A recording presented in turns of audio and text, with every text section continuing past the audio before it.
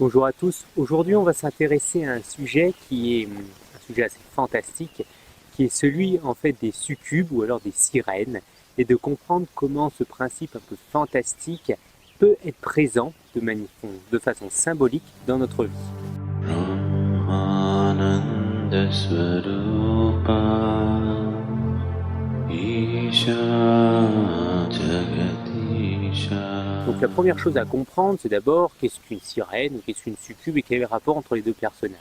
Donc une succube est un personnage plutôt féminin, donc dans le cas de masculin ce serait un incube, qui vient vous visiter la nuit pour vous vampiriser votre énergie, notamment lors d'actes sexuels. Dans le cas de la sirène, c'est la personne comme on connaît très bien dans l'Iliade et l'Odyssée donc d'Homère, où le passage où Ulysse traverse les eaux pour retrouver Pénélope, et il va être à un moment donné obligé de se ficeler autour de son mât afin de ne pas réagir au chant des sirènes qui l'auraient amené dans les profondeurs de l'eau pour le dévorer ou alors pour le tuer. On est très clairement là sur un mythe qui est celui du vampire, donc d'une personne qui vient vampiriser l'autre pour récupérer la force de l'autre à son escient. Pour comprendre un peu mieux ce mythe, il faut revenir à mon sens dans la genèse, c'est-à-dire la création d'une sirène ou d'une succube. Dans ce cas-là, on va prendre la création d'une sirène, pour une succube c'est pareil, pour comprendre comment elle se crée et comment finalement ça donne sens dans le personnage. On va essayer de mieux le comprendre dans sa dynamique psychologique. Donc pour comprendre la sirène, on va prendre un vieux mythe qui est un mythe Bushman, donc pour comprendre comment une sirène se forme. Il y avait une fois une fille dont tout le monde disait qu'elle était belle. Un jour, cette fille s'en alla le long de la rivière et arriva près d'un grand point d'eau, situé sous un rocher. Elle s'arrêta pour regarder quelques très belles fleurs qui flottaient dans sa direction, jusqu'à ce que l'une d'elles passe si près d'elle qu'elle se pencha vers l'eau pour l'accueillir.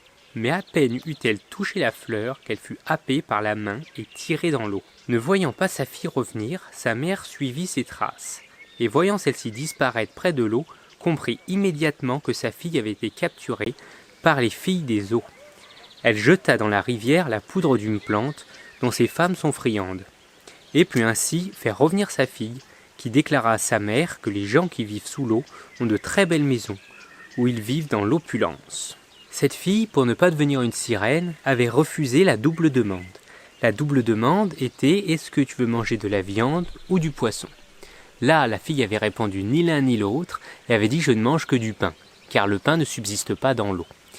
Si la fille avait accepté une des offrandes, de la viande ou du poisson des sirènes, elle serait devenue sirène, car en mangeant la nourriture des personnages de l'autre monde, on se transforme et on devient un personnage à part entière de cet autre monde.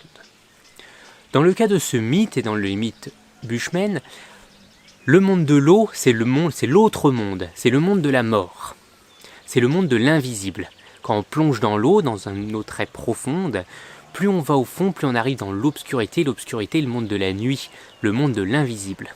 Dans le cas où la fille aurait accepté de la nourriture, là, à ce moment-là, ses jambes se seraient transformées donc en des écailles de poisson, et ainsi tout le bas de son corps se serait transformé. La transformation du bas du corps en une partie animale est un mythe très régulier, c'est-à-dire qu'il faut bien comprendre que les premiers hommes, par exemple pour les Bushmen, étaient des créatures mi-homme, mi-animal, et lors de la deuxième création, les animaux et les hommes se sont séparés. Cette séparation entre les animaux et les hommes s'est faite uniquement à partir du moment où il y a eu des mœurs spécifiques qui se sont établies, qui ont fait que les hommes se sont séparés des animaux par une culture spécifique qui les différenciait. Ce qu'il faut comprendre du coup avec ce mythe de la sirène, c'est que cette petite, si elle aurait accepté la nourriture, elle n'aurait jamais pu revenir dans le monde des vivants, dans le monde finalement de la culture. Elle serait restée dans un état de nature où son corps, le bas de son corps, est une part animale, donc qui reste en lien avec la nature. Ainsi, comme le cas de cette petite fille, ce serait une personne qui n'a pas vécu l'initiation, donc l'initiation féminine dans le cas de cette femme, où elle apprend à s'occuper d'une maison, à s'occuper d'enfants et à pouvoir faire l'amour à son mari. Ça fait partie de l'initiation féminine africaine. Cette initiation féminine s'appelle Shinamwali et appartient à la religion Shewa, donc du Zimbabwe, Malawi. Ainsi, ce personnage qui devient une sirène est une personne qui reste juvénile, qui reste dans son stade d'enfant et qui ne développe pas finalement cette culture, cette initiation et qui n'appartient pas au groupe social.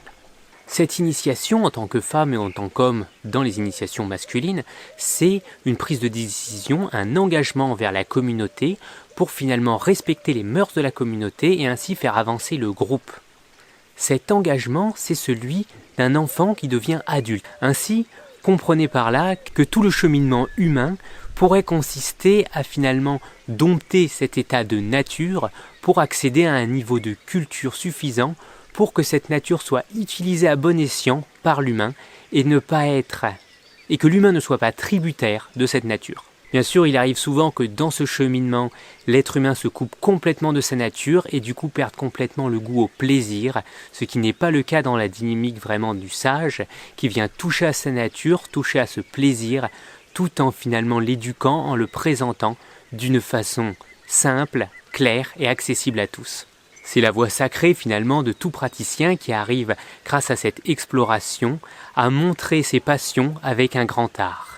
Ainsi, de manière symbolique, ce qu'on pourrait voir par là, c'est le cheminement du cinglé au sacré, c'est-à-dire celui qui est plongé dans son état de nature bouillonnante sans pouvoir la comprendre ou l'expliquer, qui a cette expérience de son fantasme complètement intérieur et pas du tout compréhensible par les autres, donc il va subir le rejet social, a finalement cette acceptation complète des autres, où il va comme pouvoir exprimer quelque chose de sacré qui dépasse l'entendement et où les autres vont le respecter pendant des années. Ces personnages, on les connaît comme les grands artistes, comme par exemple Van Gogh, quand vous regardez ce film Lovic Vincent, justement, qui reprend toute son histoire et le fait que tout le monde l'ait mis de côté, oublié que bien plus tard, après sa mort, il était respecté comme un sorte de dieu vivant, un érudit qui a réussi à transcender cette passion. J'espère que cette vidéo a pu vous guider sur comment finalement arriver à développer cet humain sacré à l'intérieur de vous.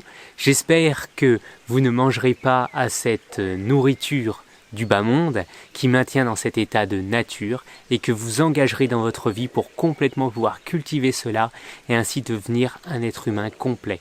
Dans le cas où vous mangez cette nourriture, il n'y a aucun souci tant que c'est votre choix de vie et votre décision. L'important, c'est qu'elle soit complètement prise en toute connaissance de cause. Je vous remercie à tous de m'avoir écouté, je vous souhaite une bonne fin de journée.